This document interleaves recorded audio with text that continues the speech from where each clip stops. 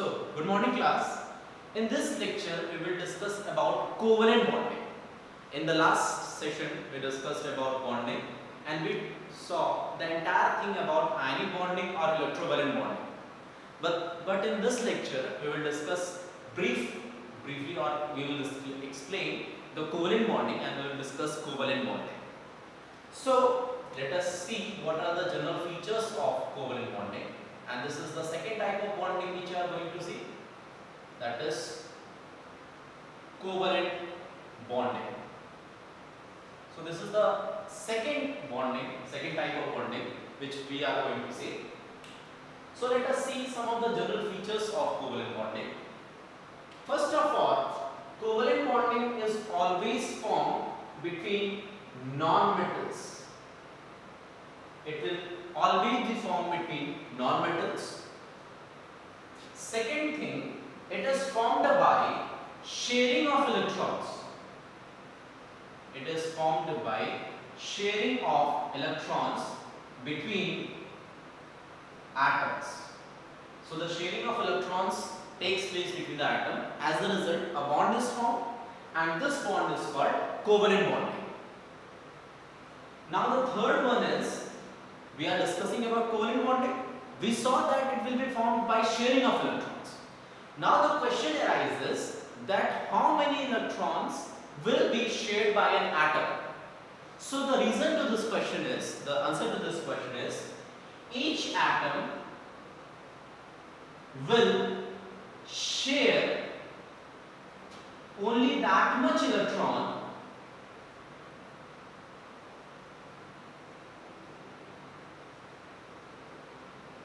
of which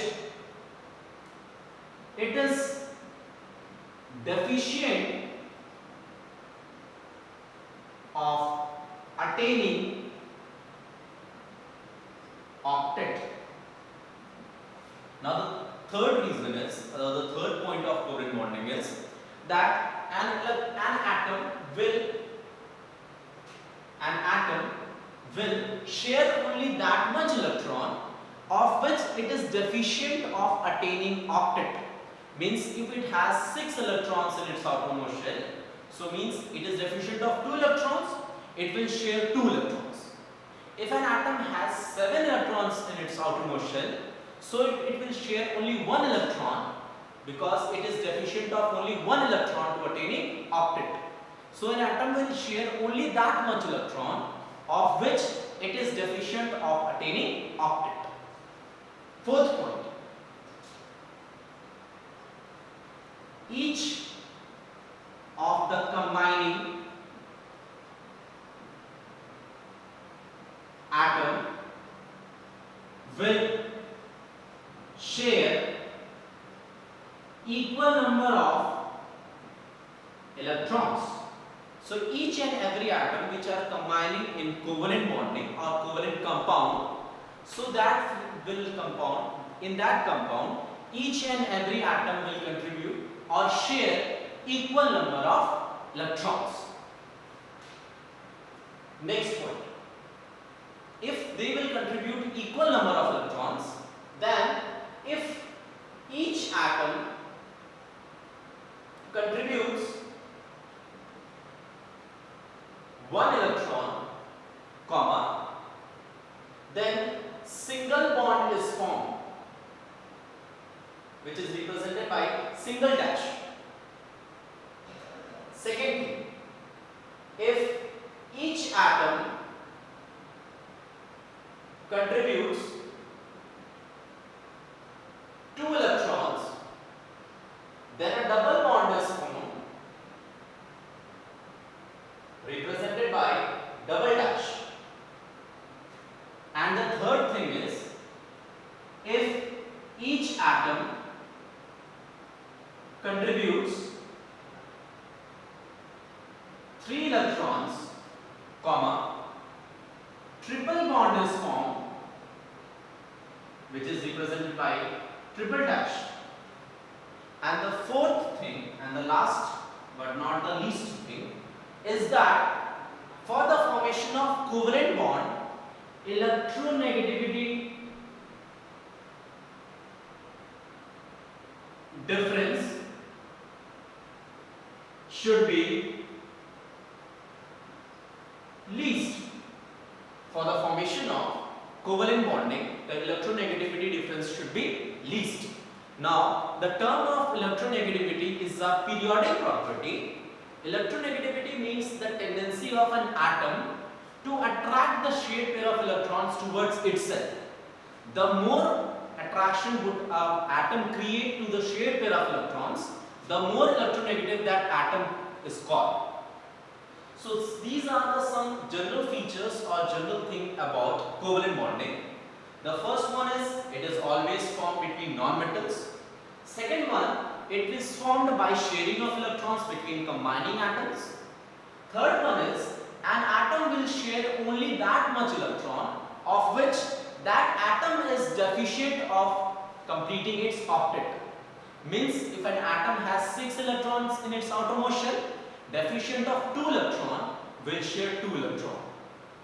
If an atom has 7 electrons in its outermost shell, then it is deficient of only 1 electron, means it will share only 1 electron. So an atom will share only that much electron of which it is deficient of attaining octet. Next point, each and every atom which forms a covalent bond will share only equal number of electrons. Means if there are 2 atoms which are forming covalent bond, and if the first atom is sharing 1 electron, then the second atom will also share 1 electron. If the first atom is sharing 2 electrons, then the second atom will share 2 electrons again. And if the first atom is sharing 3 electrons, then the second atom will also share 3 electrons. Means there is sharing of equal number of atoms between the 2 combining atoms.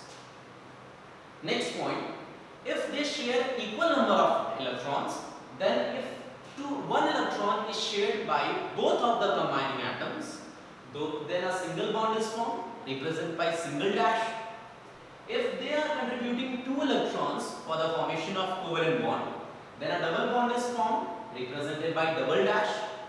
And if each of the combining atom contribute 3 electrons, then a triple bond is formed, represented by triple dash.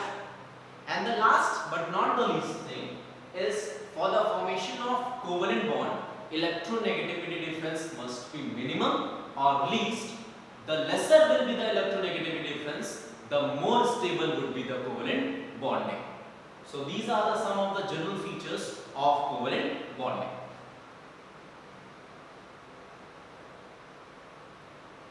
So these were some of the general features of covalent bonding.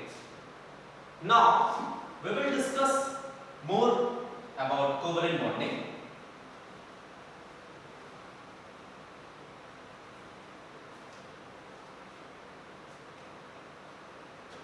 Next is covalent compounds. Next is covalent compounds. So it is said the compounds formed by covalent bonding is called covalent compound. Is called covalent compound. For example, there are various examples: chlorine, hydrogen, nitrogen, oxygen, fluorine, ammonia, methane, carbon tetrachloride, water, etc. There are much more examples in addition to this. So the next topic is covalent bonding. We discussed about covalent bonding. Now the next topic is covalent compounds. So it is simple. The compounds formed by covalent bonding are called covalent compounds. And there are various examples of covalent compounds like chlorine, hydrogen, nitrogen, oxygen, fluorine, ammonia, methane, carbon tetrachloride, also called tetrachloromethane, water, etc. So these are some of the examples of covalent compounds. Now These covalent compounds can be further studied under two headings or two categories, that are polar covalent compounds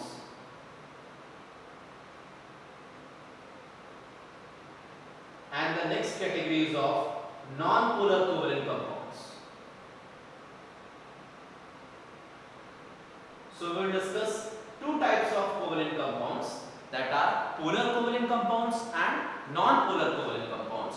So we are going to discuss about these two types of covalent compounds, polar and non-polar. So let us first discuss polar covalent compounds.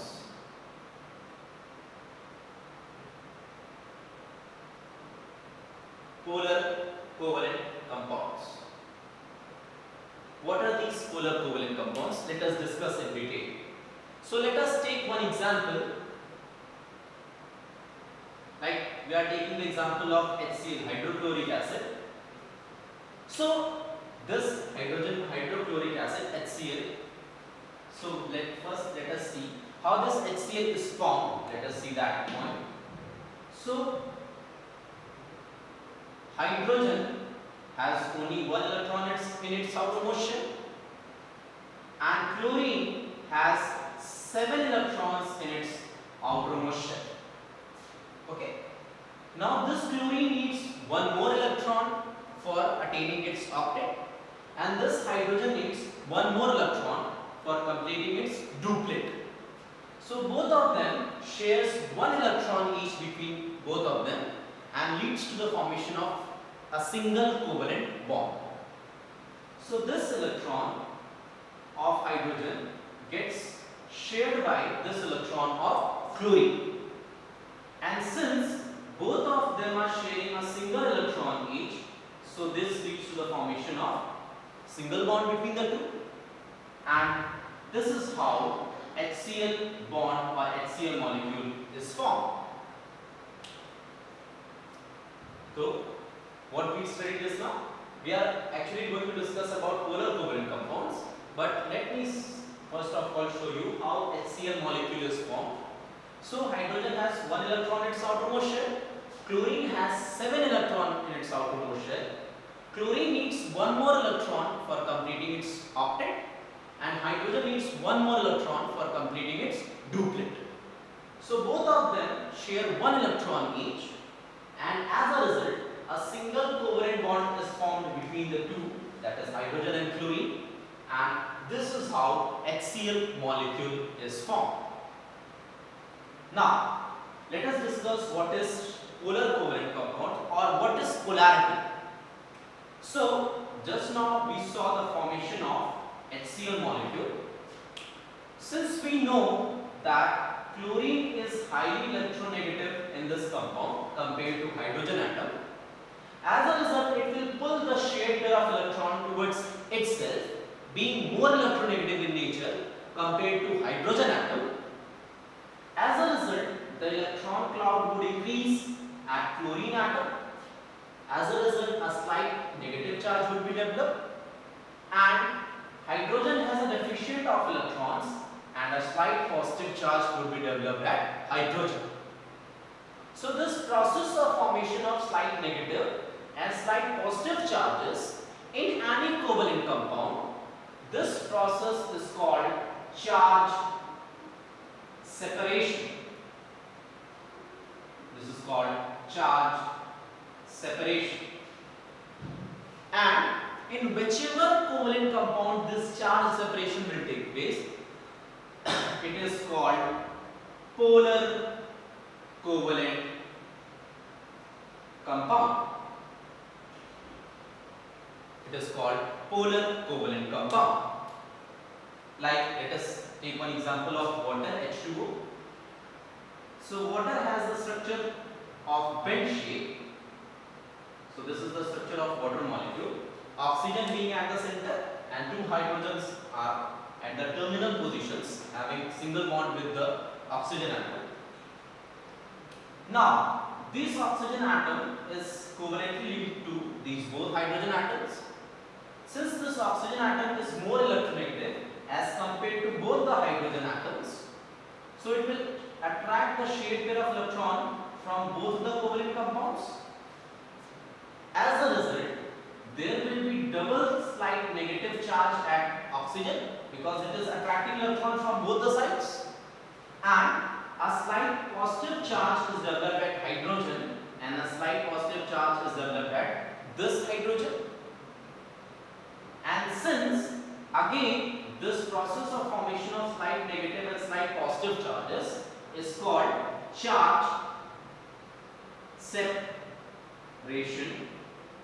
So again this water H2O molecule is again an example of polar covalent compound. So it is again an example of polar covalent compound. So let us see again what is polar covalent compounds. So the compounds in which charge separation takes place, that is attraction or moving of electron charge density towards one atom that is more electronegative. As a result, formation of slight negative and slight positive charges. This process is called charge separation, and whichever molecule has this charge separation process is called polar covalent compound. Again, in case of water molecule, it is covalently linked to these both hydrogen atoms, attracts the electrons from these both covalent bonds.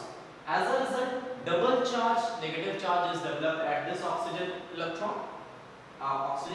and both the hydrogen atoms develop slight positive charge.